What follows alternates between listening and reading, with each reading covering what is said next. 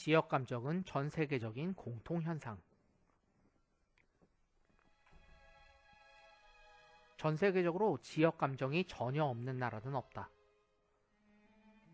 정도의 차이가 있고 규모의 차이가 있을지언정 역사적, 민족적, 종교적, 경제적인 원인 등으로 저마다 지역 감정을 가지고 있기 때문이다. 특히 농경사회의 역사가 긴 나라일수록 한 곳에서 오랫동안 정착해서 살았던 만큼 그 감정의 골은 깊었다. 예를 들면 이렇다. 남북으로 대립하는 나라 중국, 베트남, 이탈리아. 영국, 독일, 인도, 벨기에, 일제강점기까지의 우리나라. 동서로 대립하는 나라 한국, 일본, 스페인, 캐나다, 터키, 우크라이나, 네덜란드.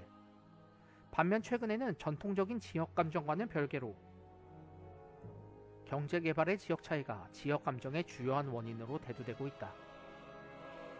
중국과 독일은 전통적으로 남북으로 대립하던 나라였지만 최근에는 경제적인 문제로 인해 동서 대립이 더욱 부각되고 있는 중이다. 우리나라도 전통적으로 남북으로 대립하던 나라였지만 60년대 중반 이후 불균형 성장에 맞물려 영호남 동서 대립이 생겨났다. 그런데 재미있는 것은 하나의 지역 감정이 사라지면 새로운 다른 지역 감정이 생긴다는 것이다. 지역 감정이 심한 시절 불에 탄 해태 타이거즈 버스의 모습이다. 조선시대 중기 이후 우리나라의 고질적인 지역 감정의 대립은 서북지방과 기호지방의 대립이었다. 당시 지역 감정은 우리가 생각하는 이상으로 심각하여 일제강점기까지 외국인들의 눈에도 결코 쉽게 고쳐지지 못할 심각한 중증으로 여겨지곤 했었다. 그러던 것이 분단이 되면서 자연스레 지역 감정이 사라지나 했는데 이게 웬걸? 군사정부가 들어서면서 새롭게 영호남 지역 감정이 생겨나게 된 것이다. 그리고 8, 90년대 중반까지 감정의 정도는 정점에 이르러 망국병으로까지 비화되기도 했었다. 다행히도 최근에는 국민의식의 향상과 지역 간 격차 해소로 감정의 골은 서서히 약화되고 있는 추세이긴 하다. 물론 온라인에서는 여전히 통용되고 있어서 멋모르고 내뱉은 말 때문에 뜻밖의 봉변을 당하곤 한다. 저희는 민주화시키지 않아요. 운지하고 맙니다. 단순 유행어인 줄 알았는데 나중에 보니 그게 아니었던 것이다. 삼국시대 이전부터 호남인들은 차별받았다. 우리나라의 지역감정의 연원을 삼국시대 백제와 신라의 갈등 시기로까지 거슬러 올라가려는 사람들이 있다. 온라인상의 글들을 보면 의외로 그렇다. 하지만 그럴 리가 없다. 현대와 가장 가까운 근현대 일제강점기 시절만 해도 영호남 지역감정은 존재하지도 않았기 때문이다. 단적인 예로 1956년과 1963년 대통령 선거 당시 영호남 지역의 투표 성향은 별로 차이가 없었다. 1963년 선거 박정희가 승리한 지역은 파란색, 윤보선이 승리한 지역은 노란색으로 표시되어 있다. 오히려 당시에는 도시와 농촌의 정서 차이가 큰 문제였다. 그런데 호남을 마치 외국 취급하려는 일부 몰지각한 네티즌들은 작은 단서 하나라도 취사 선택해서 침소봉대한다는 게 문제다. 대표적인 것을 한번 짚어본다.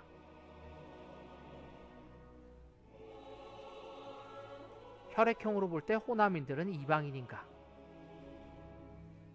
CIS AB형이 뭐임? 설명이 좀 긴데 AB형과 O형이 결혼하면 자식들의 혈액형은 어떻게 나오지? 그야 A형 아니면 B형 둘 중 하나겠지. 그런데 CIS 인자가 있는 AB형의 경우 자식이 AB형이나 O형이 나올 수 있어. 헐, 정말? 자세히 설명해봐. 그런데 이 CIS-AB형은 워낙에 희귀하기 때문에 세계적으로도 이 지역에서만 두드러지게 발생한다고 한다. 대략 전라도 해안 지역과 일본 규슈 일부다 호남 차별론자들에게는 당연히 좋은 떡밥이었다. 하지만 그렇다고 해서 무엇이 달라질까? 애초에 한민족 자체가 단일 민족이 아님은 누차 알려진 사실인데 호남 사람들은 유독 남방계 얼굴이 많다? 전라도 사람들 중에 유독 남방계가 많은 듯. 그래서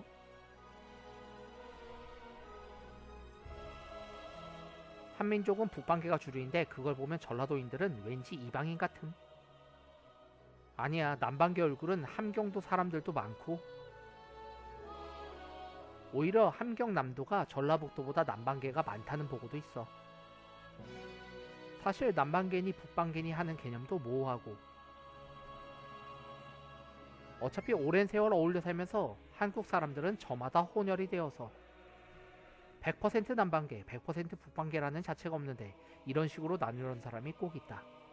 삼국시대부터 영호남은 대립관계였다. 백제와 신라가 전통적으로 대립관계였던 것은 맞다. 하지만 백제의 역사를 총 600년이라고 할 때 초반 400년은 한성백제 시대로서 오늘날 서울 부근이 중심지였고 이후 200년 동안은 웅진 사비 시대로 충청도 지역이 중심지가 된다. 전북 지역은 3세기 후반 호위왕 때부터 전남 지역은 6세기 초반 무령왕 때부터 백제의 영토로 복속되었기 때문에 전라도 전역을 백제가 관할했던 시기는 겨우 150년밖에 되지 않는다. 게다가 전라도를 모두 관할했을 당시에도 전라도 지역은 변방에 불과했다. 때문에 신라와 대립관계였다고 해서 유독 호남만을 지칭하는 데서 차별한다는 것은 설득력이 부족하다. 1~3번의 내용은 인터넷에서 도는 호남 차별의 원인으로 설명됐던 것이다. 모두 타당성이 없다고 볼 수 있다. 삼국시대까지 특별히 호남을 차별했던 사례도 어디에서도 찾을 수 없다. 통일신라시대의 지역차별. 신라인들의 지역차별은 상당했다. 사실 우리 역사상 이토록 지역차별이 심한 나라가 있었을까 싶다. 1등 시민은 수도 경주에 거주하는 왕경인이었고 나머지 영남 지역의 신라인들은 기본적으로 2등 시민이었다. 이런 지역 주인은 확고해서 554년 관상성 전투에서 백제의 성왕을 베고 큰 전국을 세운 장수한테도 지방 출신이라는 이유로 경주인들은 천한 노복으로 불렀었다. 하물며 신라가 삼국을 통일한 이후로 그 상황은 어찌 되었겠는가. 고구려 백제 출신들은 신라의 지방 출신들보다도 못한 3등 시민의 취급을 받아야만 했다. 당시 삼국은 언어, 문화, 풍습, 체계 등이 기본적으로 달랐고 오랜 세월 누적된 적대감까지 안고 있었다. 여기에 신라인들의 뿌리 깊은 지역차별 정서까지 합세했으니 백제 고구려 출신들이 차별을 받는 것은 너무도 당연했다.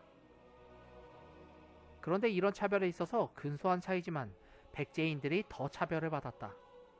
이는 삼국 통일의 과정을 살펴보면 짐작할 수 있다. 신라를 위협하던 7세기 초의 백제의 영역의 모습이다. 신라는 삼국을 통일해야겠다는 마음이 애초에 없었다.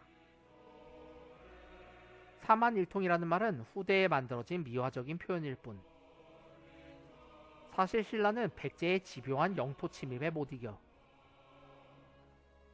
당나라의 힘을 빌려 막아보자는 의도에서 시작한 일인데 여차여차 하다 보니 뜬금없이 삼국 통일까지 하게 된 것이다. 따라서 통일신라가 가장 껄끄러워했던 대상은 뭐니뭐니 해도 백제 유민들이었다. 따라서 백제 귀족 출신들에게 관직과 관등을 하사하기는 했지만 골품의 한계는 명확했고 이런 차별 대우는 신라가 망할 때까지 고쳐지지 않았다. 다만 여기서 백제는 충청과 전라 지역이다. 호남만을 지칭하지는 않았다.